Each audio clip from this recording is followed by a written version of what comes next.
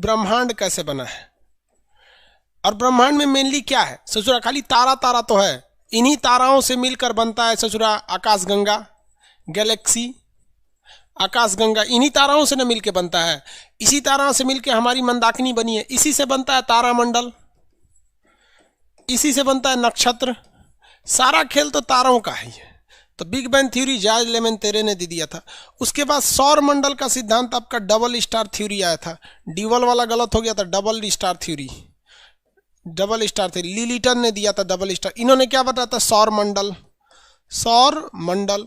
अब बताइए भाई सौर मंडल में मुख्य रूप से क्या होते हैं, ग्रह होते हैं, और भी बहुत सारी चीजें होते हैं सौर मंडल में, उपग्रह होते हैं, अग्रह से उपग्रह होते हैं, क्षुद्र ग्रह होते हैं, क्षुद्र ग्रह होते हैं। सब तो ससुरा ग्रहवे है, तनिसा तनिसा अंतर है तो ग्रहवे ना, ग्रह कहिए, क्षुद्र ग्रह कहिए, उपग्रह कहिए, उल्का पिंड कीजिए, यही सब तो है, मेन तो ग्रह होते हैं सब।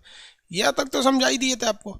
एगो लड्डू फूट के छितरा गया बिग बैंग थ्योरी, आया लिलिटन सबूत नष्ट करके अपने आप को सिद्धांतवादी बन गया। मोनो स्टार थ्योरी दो लोगों ने दिया था, मोनो स्टार थ्योरी बताया था ना, मोनो स्टार यानी सिंगल तारा का सिद्धांत दो लोगों ने दिया था। एक आदमी का नाम क्या था बताइए तो, गैसियस सिद्धांत किसने दिया था? सर बता दिया था ना जी आपको, किसी को दिक्कत नहीं ना था, डबल स्टार डिबल स्टार सब बता दिए थे कल। अब आ जाते हैं सौर मंडल के बारे में। सौर मंडल में पढ़ने के लिए, सौर मंडल को इंग्लिश में क्या कहते हैं? सौर मंडल को इंग्लिश में हम लोग कहते हैं सोलर सिस्टम। ये छोटा कैसे हो गया तुम, सोलर सिस्टम। ये सोलर सिस्टम जो है, इसमें सबसे महत्वपूर्ण क्या चीज होता है? सूरज और उसके आसपास के एरिया को क्या कहा जाता है? Solar system. सूरज और उसके आसपास के पूरे ग्रहों को मिला देंगे तो क्या बन जाता है बाबू? सोलर सिस्टम बन जाता है। किसी को कोई प्रॉब्लम नहीं ना है?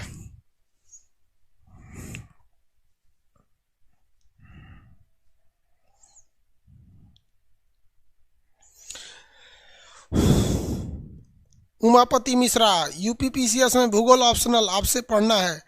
क्या करना होगा तो पढ़िए, चुपचाप जाके लिख दीजिएगा नहीं तो कुछ एक्स्ट्रा पैसा दे दीजिए सर आपका बर्थडे कब है प्लीज बता दीजिए यार, हमरा खुद ना पता है, हम क्या करेंगे? हम सीबीएसई बोर्ड के थोड़े हैं जो बर्थडे मनाएंगे। ये बर्थडे वर्डे कौन मनाता है? सर सीबीएसई बोर्ड का लड़का। Oh my God, birthday cake काटो, और उसे सीबीएसई वाला केकवा काटेगा सर, जानते क्या करेगा सब? केकवा काट के और में पोत पात देगा, मुँह असियार बना देगा, हैप्पी बर्थडे। तो नहीं, सीबीएसई वालों का अलग ही स्वैग है एक ठो सब खुशी आता है तो सीबीएसई वाला बेचारा। देखो भैया, ये हमारा सौर मंडल, सौर मंडल में कौन होता है? सूरज होता है। हालांकि हमने इसको कहाँ बना दिया है? साइड में बना दिया है, लेकिन सौर मंडल सूरज के कहाँ रहता है? सूरज कहाँ रहता है? बीच में रहता है। इतना मेहनत किए, गलती बना दी। सौर मंडल कहाँ है भैया? बीच में है। सूरज कहाँ है? बीच में। अब इसके चारों ओर क्या घूमते हैं? सब ग्रह घूमते हैं सब। अब कोई यहाँ पे मरकरी है, उसके इधर में ऐसे शुक्र है, फिर ऐसे पृथ्वी है, पृथ्वी के बगल में ऐसे मंगल ग्रह हो जाएंगे। मंगल ग्रह के देखेंगे इस तरह से तो कौन सा ग्रह हो जाएगा भैया? बृहस्पति हो जाएंगे। ऐसे हो जाते हैं, इसीलिए जानबूझ के हम सूरज को साइड में बनाते हैं ताकि सारा अंट जाए। अब आठों अंट में नहीं करेगा, देख रहे ऊपर का जगह खत्म हो गया, तो सूरज है। तो एक बात बताइए भैया, हमको सबसे पहले ग्रहों के बारे में, सौर मंडल में हमको सबसे पहले शुरुआत कहाँ से करना चाहिए? मतलब ग्रहों से करना चाहिए या फिर सूरज से करना चाहिए? सूरज से करना चाहिए भैया, बीच वाला चीज़ है, इसको निपटा के ख़त्म कीजिए ना, उसका ग्रह पढ़ते पढ़ते आएंगे पृथ्वी पे उतर जाएंगे। तो हम शुरू करते हैं कहाँ से? सूरज से। सूरज से हम लोग शुरू करते हैं। सूरज के 6 परत होते हैं, 3 को दिखता है, 3 को नहीं दिखता है। तो सूरज जो होता है, इसके हम पहले इंटरनल स्ट्रक्चर के बारे में पढ़ लेते हैं। सन जो है, इसका इंटरनल स्ट्रक्चर कैसा है उसके बारे में पढ़ लेते हैं। सूर्य की आंतरिक संरचना के बारे में पढ़ लेते हैं। किसी को कोई दिक्कत नहीं ना जी?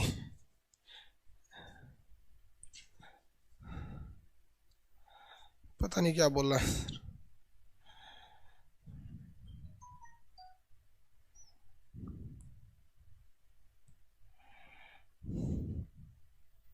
हाँ, सन से स्टार्ट करते हैं।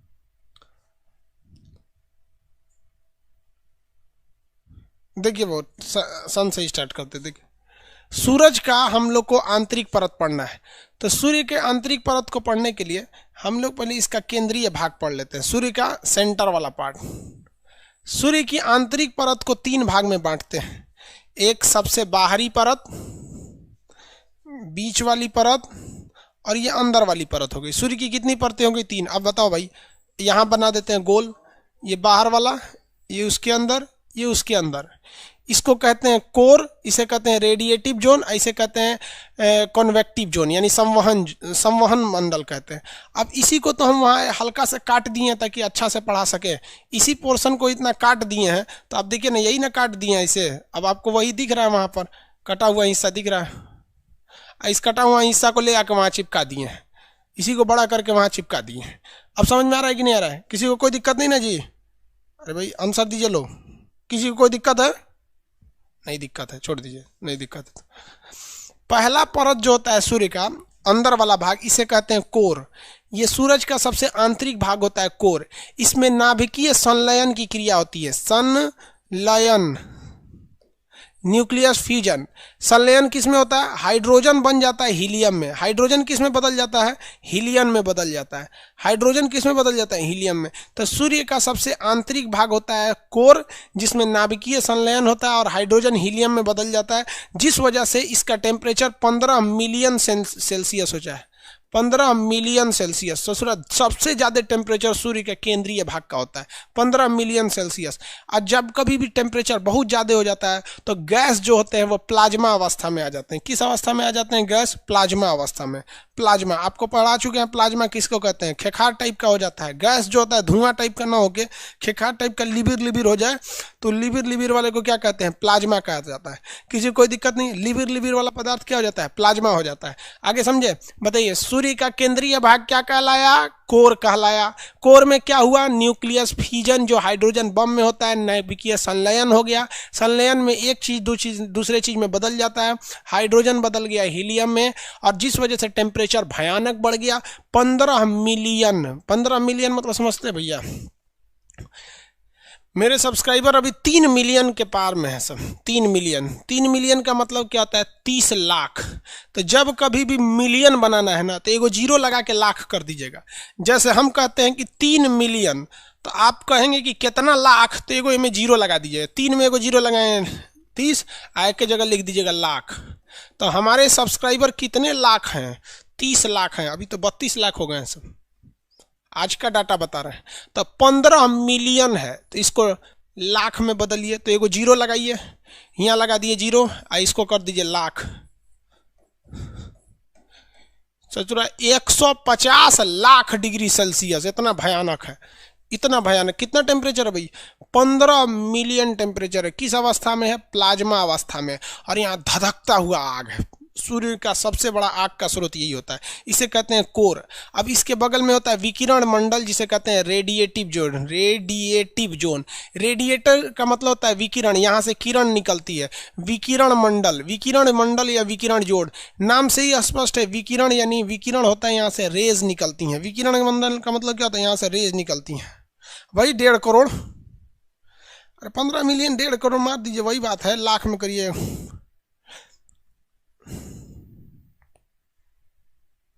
अरे कैमरा के फ्रेम में बाहर दिख रहा है।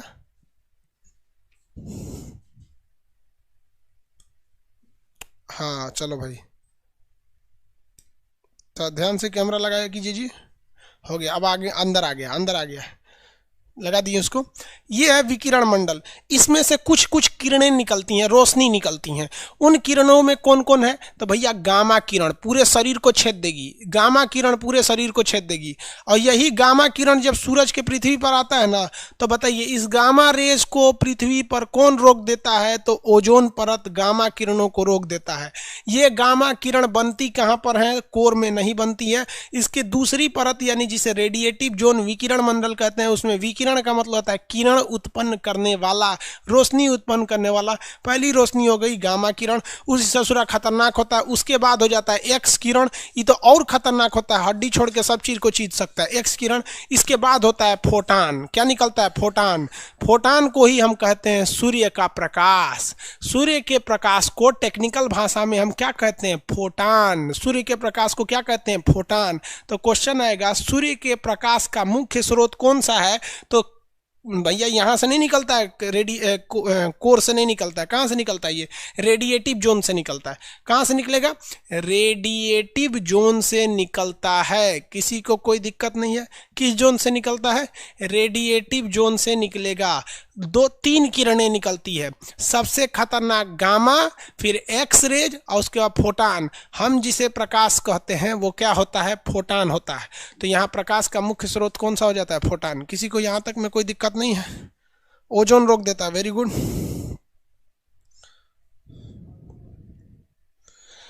राइट फॉर शाश्वत शुक्ला जी। दुर्गा पूजा विसर्जन केस इन बिहार। मुंगेर में दुर्गा पूजा वाला पे गोली कांड हो गया था ना, वहाँ पे गोली चला दिया सब उन लोगों ने। नेताओं के रैली में कोई गोली नहीं चला रहा है, अब वहाँ जाके गोली चला दिया। बारे पुलिस सरकार। चलिए यहाँ देखिए ध्यान से, अगला क्वेश्चन क्या? रेडिएटिव जोन समझ में आ गया कि नहीं गया?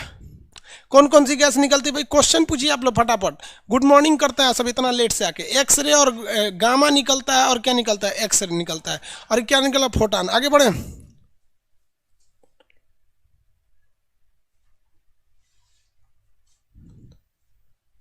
एक्सरे में कितना पॉइंट होता है भाई? एक्सरे आगे पढ़ाएंगे आपको, हम लोग का 6 रोंटगन पे पॉइंट एक्सरे होता है। तो दूसरा ये हो गया रेडिएटिव जोन। इसके बाद होता है कन्वेक्टिव जोन। कौन सा हो गया? Convective zone. कन्वेक्टिव जोन इसे कहते हैं हम संवहन मंडल। संवहन मंडल, ध्यान से देखिएगा, ये बहुत इंपॉर्टेंट होता है। संवहन मंडल जो होता है सूर्य का बाहरी, सूर्य के आंतरिक परत का पहला भाग हो जाता है कोर, दूसरा हो जाता है रेडिएटिव जोन, तीसरा होता है कन्वेक्टिव जोन। इसको हिंदी में हम क्या बोलेंगे? संवहन मंडल बोलेंगे, दूसरे को कहेंगे विकिरण मंडल कहेंगे, और तीसरे को कहेंगे संवहन मंडल, सॉरी कोर, विकिरण और संवहन मंडल हो जाएगा। इस संवहन मंडल में ये हाइड्रोजन गैस के, हाइड्रोजन के सेल बन जाते हैं। क्या बन जाते हैं? सेल बन जाते हैं सर। सेल कैसे बनते हैं भाई? तो इस टाइप का सेल बन जाता है, मतलब एक कमर, इस टाइप का परत बन जाता है। इस परत को हम लोग क्या कहते हैं? सेल कहते हैं। इस परत को क्या कहेंगे? सेल कहते हैं लोग यहाँ पर। तो इस मंडल में इस परत के क्या बन जाते हैं सर? सेल बन जाते हैं सर। क्या बन गया सर भैया? सेल। ये सेल किसके बने होते हैं? सेल मतलब होता है कोश, मतलब चेम्बर टाइप का बन जाता है। ये हाइड्रोजन का सेल बन जाता है।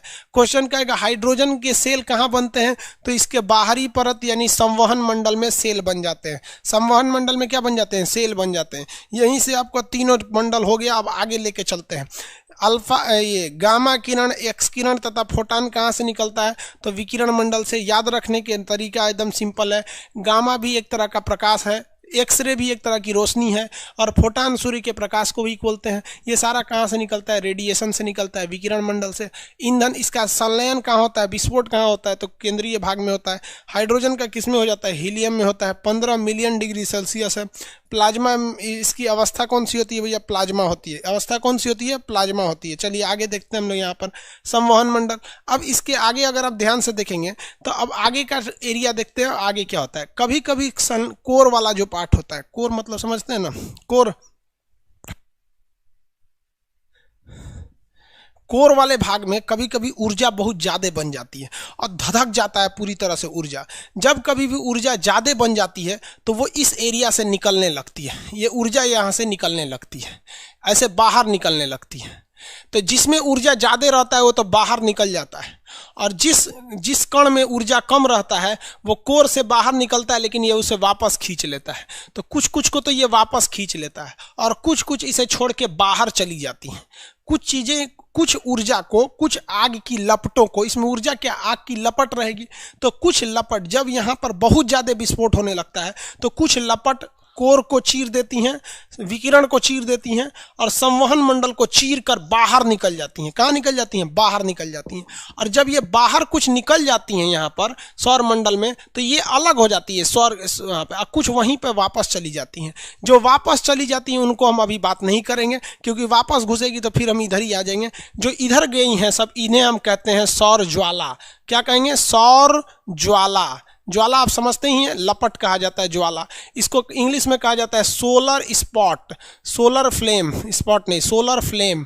Solar flame. आपसे कहेगा कि सोलर फ्लेम कहाँ देखे जाते हैं, तो सोलर फ्लेम कहाँ देखा जाएगा भैया, तो ये सौर मंडल में देखा जाएगा। सोलर फ्लेम क्या होती हैं, तो सूरज की लपटें होती हैं जो बहुत विस्फोट के कारण सूर्य को छोड़कर चली जाती हैं, और इन्हें हम क्या कहते हैं, सोलर फ्लेम कहते हैं। और ये कहाँ घूमने लगती हैं सब, सौर मंडल में घूमने लगते हैं सब। लेकिन हमारे ग्रह का नाम क्या है भैया, पृथ्वी है। हम लोग किस गोला पे रहते हैं, हम लोग रहते हैं पृथ्वी वाले गोला पे रहते हैं। पृथ्वी अपने गुरुत्वाकर्षण के कारण इसे खींच लेती है अपनी ओर। ई बकलोलवा को समझे में नहीं आता है पृथ्वी को कि वो आग की लपट खींच रहा है, और वो खींच के अपने ऊपरे गिरा लेता है। सब आदमी मर जाता है, धबाधब आसमान से ना धप धप धप धप गिरता है क्या चीज, आग, आदमी मर जाता है यहाँ पर पृथ्वी पे मर जाता है। ये बकलोल पृथ्वी अपनी ओर खींच लेता है। पृथ्वी क्या करता है, खींच लेता है। तो जो लपटें ऊपर की ओर जाती हैं, जो लपटें ऊपर की ओर जाती हैं और कुछ लपटें नीचे की ओर जाती हैं, तो नीचे वालों को कहते हैं ऑरोरा। नीचे वाले को क्या कहते हैं, ऑरोरा ऑस्ट्रियोलिस, ऑस्ट्रियोलिस, ऑरोरा ऑस्ट्रियोलिस। नीचे वाले को क्या कहते हैं, ऑरोरा ऑस्ट्रियोलिस। अब ध्यान से देखिए, पृथ्वी के बाहर, ये बताइए पृथ्वी पे गिर ही नहीं सकती है, क्योंकि पृथ्वी के ऊपर हवाओं की एक परत है। ये वायुमंडल की एक परत है जो हमारी रक्षा कर रहा है। अगर हाई स्पीड से आता है तो इसे छलका के वापस भेज देता है, वो वापस भेज देता है। तो कुछ किरणें ऊपर चली जाती हैं, कुछ नीचे चली जाती हैं। इन रोशनी को हम लोग कहते हैं ऑरोरा। इस रोशनी को क्या कहते हैं, ऑरोरा। भाई ये आग की लपट है, ये तो रोशनी की तरह दिखेगा ही, और ये पृथ्वी के गुरुत्वाकर्षण के कारण पृथ्वी पर ही गिरने वाला था, जिससे पृथ्वी पर जीवन का अंत हो जाता है। लेकिन पृथ्वी के बाहर एटमॉस्फेयर की 5 परतें हैं, ये परत इसको छलका के बाहर कर देती हैं, और ये बाहर बाहर चले जाते हैं। लेकिन पृथ्वी पे इसकी रोशनी को देखी जा सकती है। इस रोशनी को हम ऑरोरा कहते हैं। यह रोशनी जब नीचे देखी जाती है तो इसे कहते हैं ऑरोरा ऑस्ट्रियोलिस, क्योंकि नक्शा में देखेंगे तो ऑस्ट्रेलिया नीचे है, तो ऑरोरा ऑस्ट्रियोलिस। और ऊपर वाले को कहते हैं ऑरोरा बोरियोलिस, ऑरोरा बोरियोलिस, बोरियोलिस। समझ में आ गया कि नहीं आ गया? तो बताइए, सूरज से निकलने वाली आग की लपट को क्या कहते हैं, सौर ज्वाला। पृथ्वी के गुरुत्वाकर्षण के कारण ये कहाँ गिरने वाली होती है, पृथ्वी पर।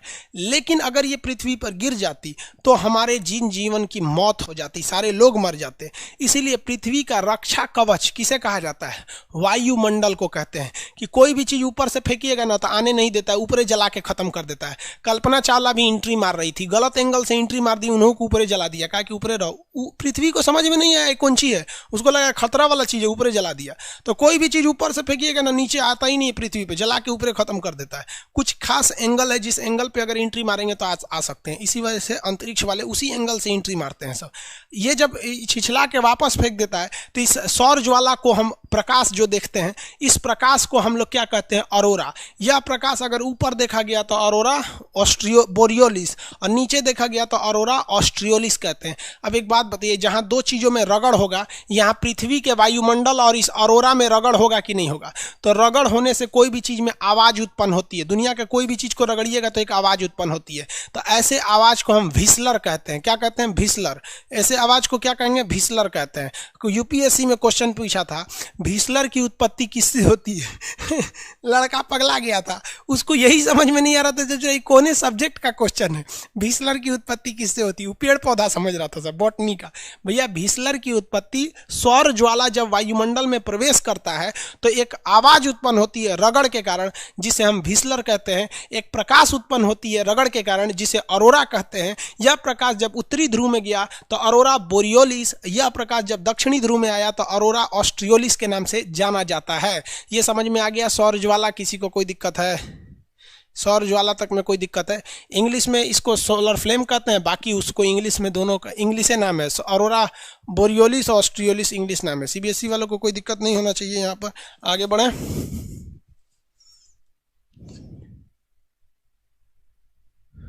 हो गया।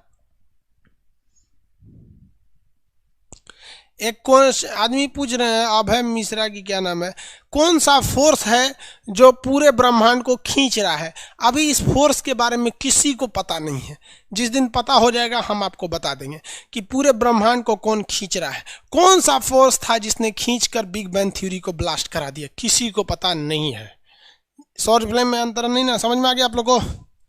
आगे देखते हैं।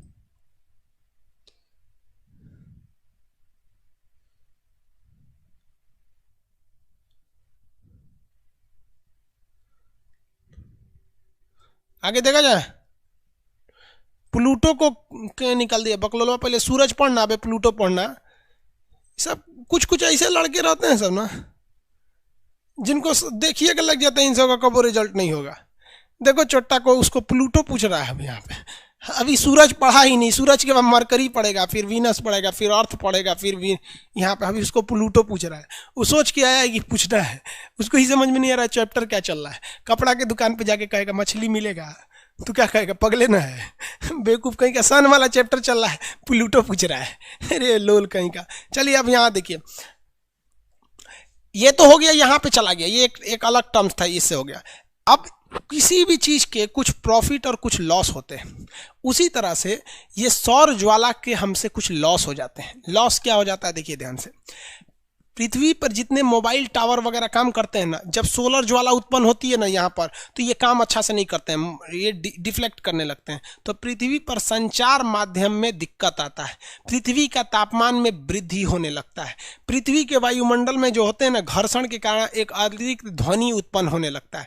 लेकिन इसमें सबसे बड़ी बाधा जो आती है टेलीकम्युनिकेशन में। जब कभी भी सौर ज्वाला आएगा इधर से और यहाँ से गुजरेगा ऑरोरा से, तो यहाँ पे जो मोबाइल नेटवर्किंग है गड़बड़ होने लगता है।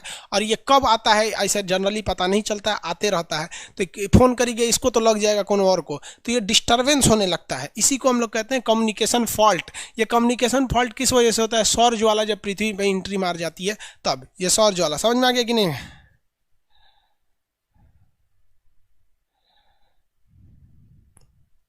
सर पृथ्वी पर हाइड्रोजन का परसेंटेज पूछता है। हाँ बाबू परसेंटेज पूछता है, बता देंगे। अभी हम स्ट्रक्चर बता रहे हैं, परसेंटेज पूछता है। वेरी गुड, आपका क्वेश्चन अच्छा है, हम बता देंगे। आगे आपके मटेरियल में लिखा भी हुआ है परसेंटेज, आप अगर नहीं पढ़े हो तो देखिएगा, आपको समझ में आया कि नहीं आ गया?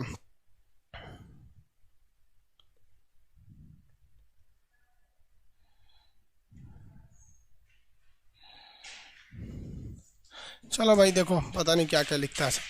अब यहां पर एक चीज समझिए कि जो किरण वापस आ गई थी, ये तो किरण वापस आ गई, ये वापस क्यों आ पाई? क्योंकि इसके पास एनर्जी कम था और इसके पास एनर्जी ज्यादा था, इसलिए ये भाग गया।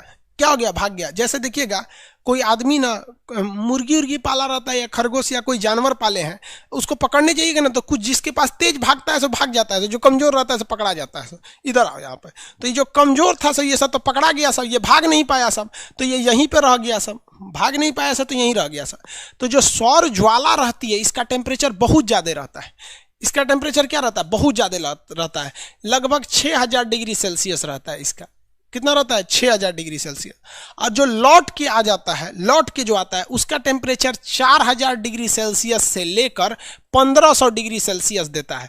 अगर आप पीएचडी कर रहे हैं, जेआरएफ की तैयारी कर रहे हैं या एमए या ग्रेजुएशन में पढ़ रहे हैं, तो आपको यह बताना पड़ेगा कि जो लौट कर प्रकाश आ रही है इसका टेम्परेचर 4000 डिग्री रहता है। लेकिन अगर आप एसएससी वगैरह की तैयारी कर रहे हैं तो आपको यह कहना पड़ेगा कि 1500 यानी 1500 डिग्री सेल्सियस रहता है। तो यहाँ ज़्यादातर लड़के एसएससी के हैं तो यही बताएंगे कि जो सौर ज्वाला जा रहा है उसका टेम्परेचर 6000 रहता है, और जबकि ये इसका टेम्परेचर कितना रहता है? 1500 डिग्री सेल्सियस रहता है। तो आप बताइए, तो ये सौर ज्वाला का टेम्परेचर ज्यादा रहता है और ये जो वापस आ रहा है इसका टेम्परेचर क्या रहता है? कम रहता है। तो ये बाहर से जब आप पृथ्वी से देखिएगा, पृथ्वी से यहाँ से, तो ये सौर ज्वाला चमकीला दिखेगा, ये धब्बा की तरह दिखेगा। इसलिए इसको कहते हैं हम सोलर स्पॉट। क्या कहेंगे? सोलर स्पॉट का सौर कलंक कहते हैं। क्या कहते हैं? कलंक। कलंक पृथ्वी पर से देखने के कारण, जब आप पृथ्वी से देखेंगे दूरदर्शी के द्वारा तो सौर ज्वाला तो चमकीला दिखेगा, लेकिन जहां से वो लौटा है उसका टेम्परेचर कम है।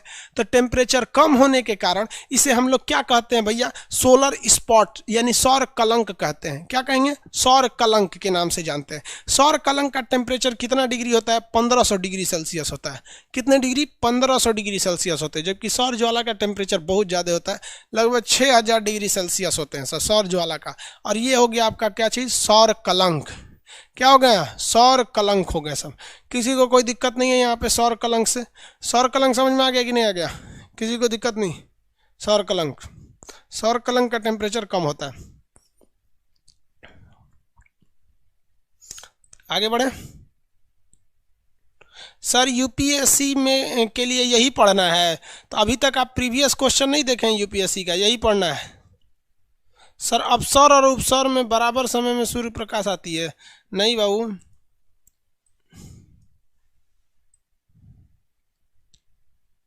सोलर मैक्सिमस और मिनिमस क्या होता है आगे बताएंगे अभी।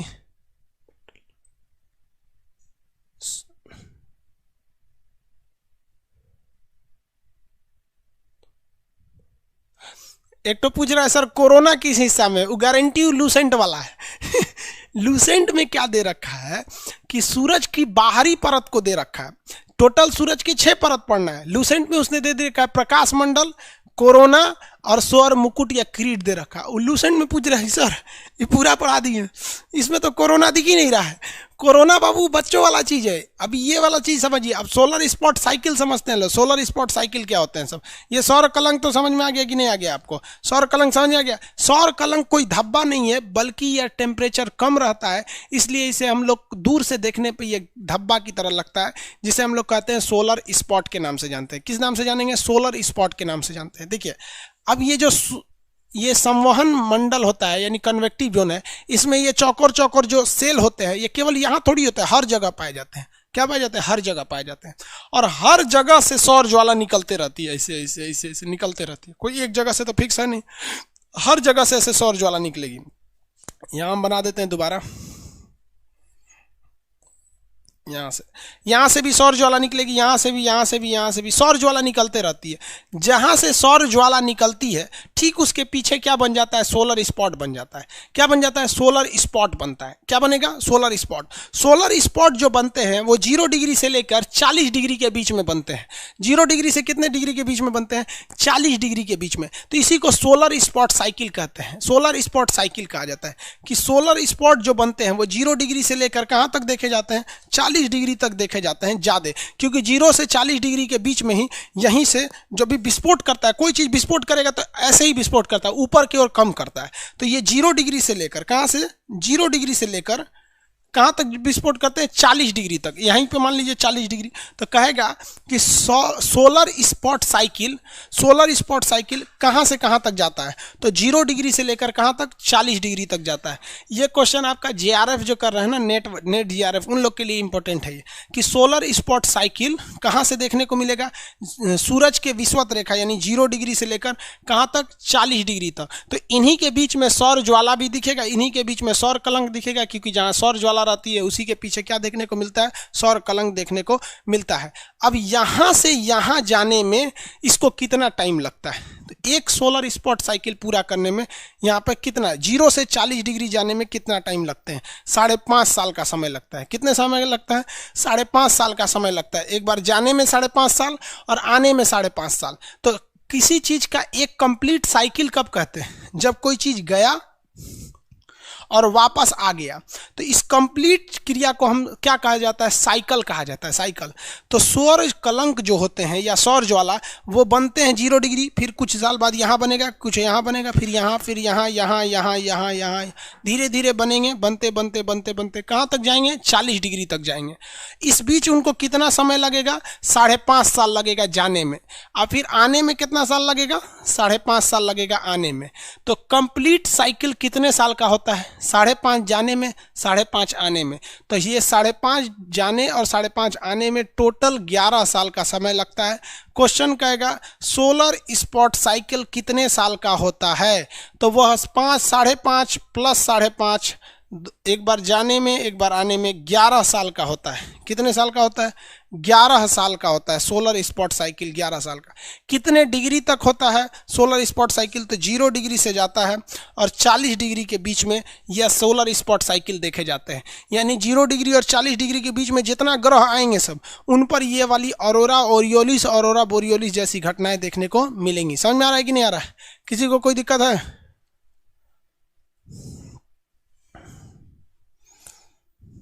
हो गया कि नहीं हो गया? वो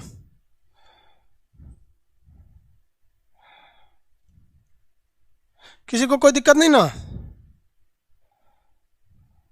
आगे बढ़ जाए, चलिए देखिए ध्यान से। एक बार क्वेश्चन आया था कि सोलर इवेंट किसे कहते हैं? सोलर इवेंट किसे कहा जाता है? तो 100 बार जब ये साइकिल घूम जाता है, 100 बार जब ये साइकिल क्या हो जाता है, घूम जाता है, तो उस घटना को हम लोग एक सोलर इवेंट कहते हैं। तो एक कंप्लीट साइकिल को हम लोग सोलर साइकिल कहते हैं। 5.5 साल में गया, 5.5 साल में आया, यानी 11 साल बराबर एक सोलर स्पॉट होता है। सोलर स्पॉट कितने साल का हो गया? 11 साल का। और अगर ऐसे ऐसे 100 साइकिल घूम गए तो उसे क्या कहेंगे? Solar event. तो सोलर इवेंट में कितने साल होते हैं? 1100 साल। 1100 साल का क्या होता है? एक सोलर इवेंट होता है। नहीं समझे लोग? देखिए दोबारा समझिए। सोलर स्पॉट बनता है 0 डिग्री से 40 डिग्री के बीच में। यहाँ बनते बनते इसको यहाँ तक पहुँचने में 40 डिग्री पर 5.5 साल लगा, वापस आने में 5.5 साल लगा, यानी टोटल एक साइकिल कंप्लीट करने में उसे कितना साल लग गया? 11 साल लग गए सब। और ऐसे ऐसे 100 साइकिल को हम लोग सोलर इवेंट कहते हैं। तो दो ही क्वेश्चन हो सकता है कि एक सोलर इवेंट में कितने साइकिल होते हैं? तो 100 साइकिल होते हैं। या फिर पूछ देगा कि एक सोलर इवेंट में कितने समय होते हैं, यानी कितना साल होता है? तो भैया 100 में 11 का गुणा कर दीजिए, 1100 साल का एक सोलर इवेंट होता है। सोलर इवेंट 1100 साल का होता है। किसी को कोई दिक्कत नहीं है? आगे बढ़ें। सोलर इवेंट, अभी एक भी सोलर इवेंट नहीं हुआ है। अभी तो सोलर इवेंट एक भी नहीं हुआ है। 2013 में तो 23वां साइकिल था। 2013 में कौन सा साइकिल था? 23वां साइकिल था। अब आप यहाँ पे पगला जाएंगे लोग। 2013 में इसका 23वां साइकिल पूरा हुआ है। अब कहेंगे ले भाई साहब इतना पुराना सूरज है। तो भाई इतना पुराना सूरज है, बात हकीकत है, लेकिन हम लोग को ये जानकारी पता कैसे चला? पृथ्वी तो बहुत पुरानी है, न्यूटन तो ये खोज किया था आपका गुरुत्वाकर्षण का, है कि नहीं? तो जब से खोज हुआ तब से ना आप गिनिएगा कि जब से बना है तब से गिनने लगिएगा। तो जब से सूरज के बारे में पता चला है, एस्ट्रोनॉमी सब जितने बताए हैं सब, तब से लेकर अगर 2013 में देखेंगे तो 2013 में ये कौन सा साइकिल था? 23वां साइकिल था। इसमें 11 साल और जोड़िएगा तो 2027 आ जाएगा, 24 आ जाएगा। 2024 में कौन सा साइकिल पूरा हो जाएगा? पूरा हो जाएगा। तो 2013 में सोलर स्पॉट का 23वां साइकिल था। तो इसका मतलब ये नहीं कि 23वें साइकिल है, खोज बहुत इधर हुआ था ना 18वीं सदी में, इसलिए।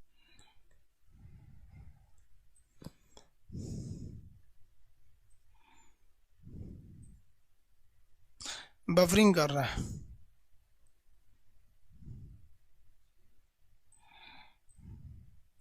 सही हो गया? बफरिंग कर रहे हैं, यहाँ पे बैठ जाएगा वहां। आप लोग पिछले वाले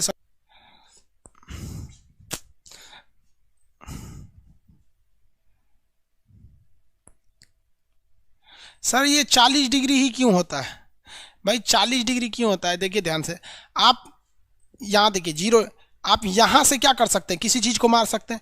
और ऐसा माना जाता है कि कोई भी चीज़ 40 डिग्री तक आपके कंट्रोल में रहती है, उसके ऊपर आपका फोर्स कम हो जाता है। तो ये 40 डिग्री तक ही क्या करता है? विस्फोट अच्छा से कर पाता है। जब तगड़ा विस्फोट करेगा तभी ना ये निकलेगा यहाँ पर, इसलिए 40 डिग्री तक ही इसकी क्षमता रहती है। 40 डिग्री के ऊपर भी निकलता है, लेकिन सौर ज्वाला नहीं बन पाता, वहीं पर बन के खत्म हो जाता है।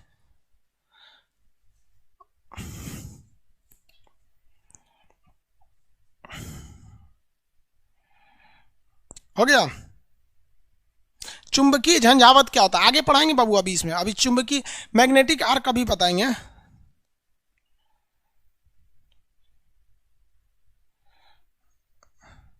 एक आदमी पूछ रहे हैं सर यूपीएससी की तैयारी कर ले रहे बेवकूफ़ कहीं का। तुम जाकर कभी यूट्यूब पर जाओ, किसी और टीचर से पढ़ो या कहीं देखो, प्रीवियस क्वेश्चन उठाओ इसका, तुमको लगेगा खुद पढ़ोगे कि नहीं पढ़ोगे। किसी टीचर से जाके पूछोगे कि हमको आप पढ़ा दीजिएगा, कभी बोलेगा कि नहीं पढ़ाएंगे, क्योंकि उसको फीस लेना है। हद है यार, तू लोग बेवकूफ़ लोग यहाँ पर। अब समझ में आया कि टीचर लूटता क्यों है। लूटने के लिए बने ही हो तुम लोग। पूछता है कि सर ये पढ़े हो जाएगा, यार तुम डिसाइड करो ना कि तुम्हें जो चाहिए वो यहाँ मिल रहा है कि नहीं मिल रहा। नहीं मिल रहा है तो चले जाओ, मिल रहा है तो चुपचाप पढ़े रहो। समझ में आया कि नहीं आया?